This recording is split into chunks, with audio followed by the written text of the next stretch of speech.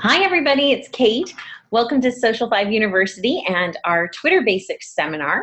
It looks like we've got a few of you still streaming in, but we'll go ahead and get started here. Again, we're going to be talking about the basics of Twitter today. If you have any questions as we go along, feel free to ask. You're welcome to use either the Q&A feature or the chat feature, and I'll keep an eye on that as we go and try to get your questions as we're going along. If you need help, afterwards, of course, we'll have a Q&A session, and you're always welcome to reach out to us afterwards if you think of questions after the webinar's over. So with that in mind, we'll go ahead and get started. So just a little overview of what we're going to be talking about today. Really just the most basic functions of Twitter. So very simple, very basic, and really kind of help make sure you understand some of these basic things. So the biggest one is understanding the terminology that we use when we talk about Twitter. Obviously, all of social media has its own kind of lingo, and Twitter is no exception, and has really capitalized on that and made its own brand using some of these terms. We're going to talk a little bit about how to optimize your profile and make it look more like you and everything. We're going to talk a little bit about gaining followers and how to go about that, and how to take advantage of the trending topics that are currently happening on Twitter. So the first thing, like I said, we're going to talk about terminology. Have you ever wondered what, this pound sign, the @ or RT stand for when you see someone on something on Twitter? They're used all the time, and if you don't know what that means, a lot of us, of the older folks think that a pound sign is a pound sign that you would use on the phone, but now we know it's a hashtag. So there's kind of a disconnect there that we need to understand if we're going to operate in this arena. So first off, I want you all to understand what a tweet is. Basically, it's just a post on Twitter. And they're supposed to be no more than 140 characters long. Twitter toys with the idea every now and then of letting it be longer, but they usually go back to the 140 characters. And that's all it is. It's the post that you do on Twitter. On Facebook, we call it a post. For some reason on Twitter, we call it a tweet. Don't ask me why we decided to do that, but that's how it goes. So if a tweet has been shared from another person's profile, you'll see this little abbreviation of RT, which indicates that it's been retweeted. Or sometimes you might see a little symbol that means it's been retweeted from someone else. Again, that famous pound sign, this is a hashtag. And they're kind of the secret ingredient for things that are trending on Twitter. They're basically a way that we categorize content, and it makes it easier for people to find topics they're interested in. So you may see, a hashtag with a different term or whatever, and basically that's the way that people can search for tweets with that tag on them, and it will let them pull all those tweets up and they can see. So you'll see them trending a lot with various different things. Over the weekend, probably you saw one that was Super Bowl. You may see one with election related stuff. Anything that's happening right now is going to have its dedicated hashtag, and people are going to be searching for content based upon that. The @ sign is also really important on Twitter. This is the way you target an individual on Twitter so that your content can show up on their Twitter feed. So for me, my Twitter handle is @KateDrake. So if you wanted to send something to me, it's Kate, like K8 DRAKE. So if you ever want to talk to me on Twitter, that's where I am. I don't tweet very often, but you can reach me there if you ever need to. So that @ sign, if you wanted to send me a tweet, you would write @KateDrake and then whatever your message was. And that way, that would show up on my profile. So it's more of a way to directly message a person versus sending out a tweet to the known universe, which is what you're normally doing. So we're going to talk a little bit about your profile here. So to make the most of Twitter, you really want to start developing this. The keywords and the data that you use in this profile will make you a lot more searchable online. So the first thing you're going to do is log into your Twitter account by going to twitter.com. And you can do this on your mobile device with things like changing your profile picture or anything that's going to involve a lot of typing and things like that. I like to use a laptop or a desktop just because it's a little bit easier to see what you're doing, and your big fingers don't get in the way and stuff like that. So I recommend doing it on a desktop or a laptop if you can. So you enter your username and password into Twitter, and then you're going to click on your profile, which is located on the left-hand side of your screen right here. And then your homepage is going to appear. And there you're going to be able to make any changes you want to your profile.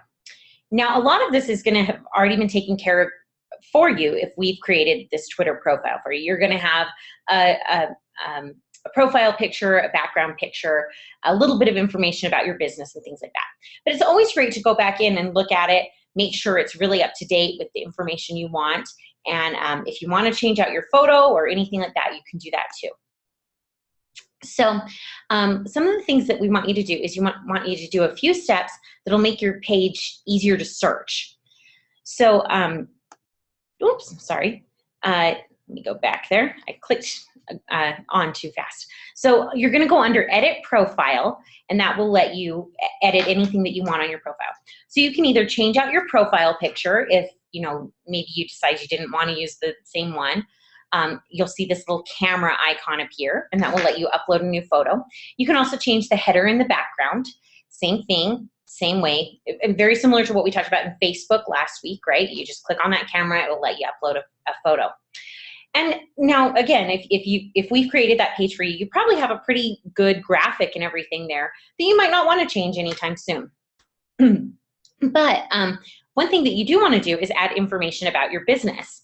So you're going to want to type, you know, the name of your business, the location, any website address information that you have, anything like that that will just help people find out a little bit more about you. You know, if you are an online-based business, you know, you may not want to fill out the location as much, but you could definitely put in where your physical office is or things like that. So again, just good to have as much information as you can filled out on these social profiles, just because it helps people find you better and makes you look more like a legitimate organization, right? If you have just a Twitter icon and you don't have any of your information filled out, people are going to think that you're not really a legitimate business, and they're going to be worried that you're just a fake account or whatever. So one of the biggest things that we find on Twitter is that it's tough for people to gain followers, right? You're tweeting things out and everything, but you know, who's hearing it, right? If you don't have an audience. So that's something that's really important, is building a following on Twitter. And it's really kind of a hands-on process. You can't really go out and just suddenly have followers, you know, or buy followers or whatever. You wouldn't want to anyway. So here's what we suggest for beginning. So the first thing you want to do is find your audience. So you're going to be searching on Twitter for your competitors, trade organizations that you may belong to, anything around the city that you're in, other places that your audience may reside. So, you know, you're going to, again, be trying to find those people who are looking for you. You're going to go out and look for them. And maybe they don't even know they need to look for you yet. So that's kind of a weird thing there where you have to think about it a little bit.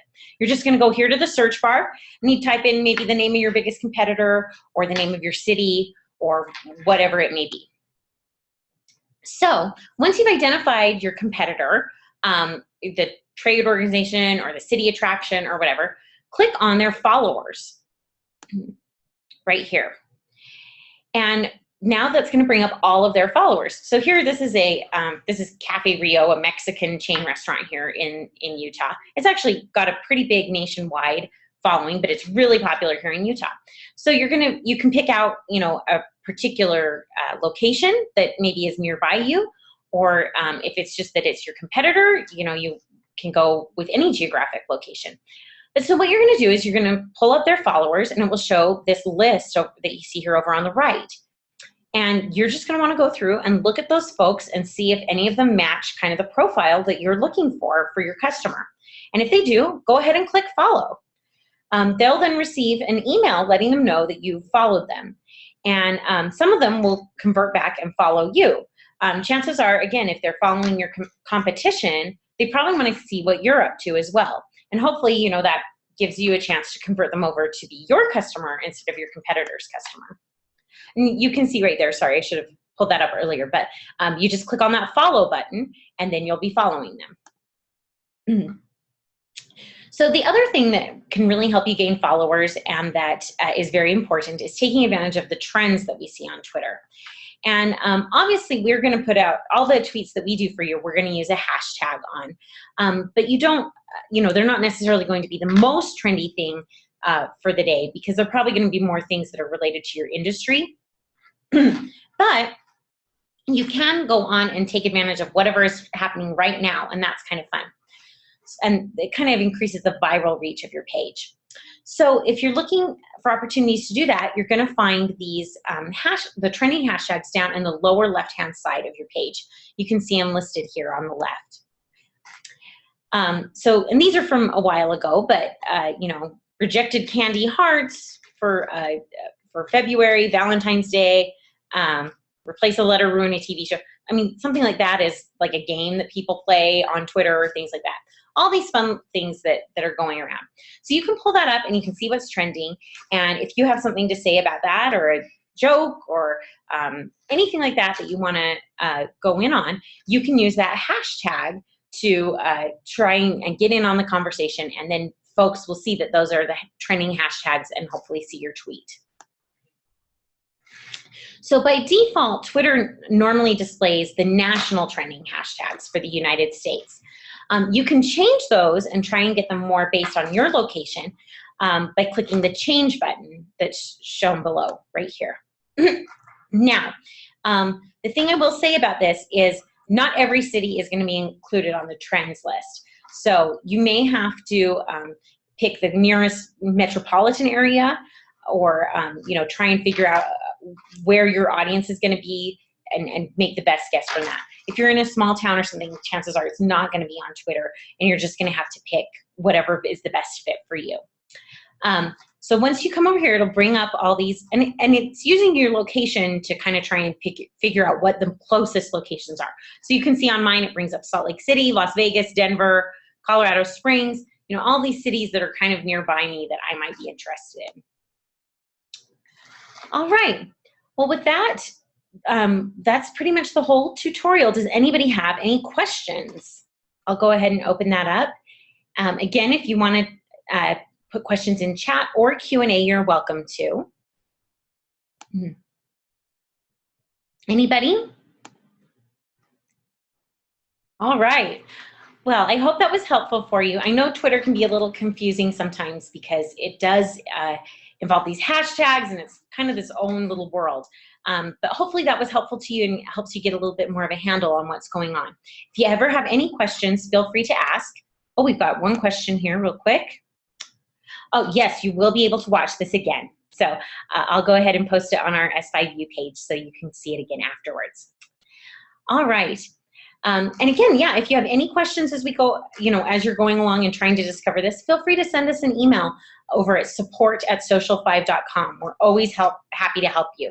So, all right, well, with that in mind, we'll go ahead and sign off. Thank you all so much for joining us. And if you want, next week we're going to be talking about LinkedIn, same time, same place. So feel free to come on by. We'll talk to you guys soon. Thanks.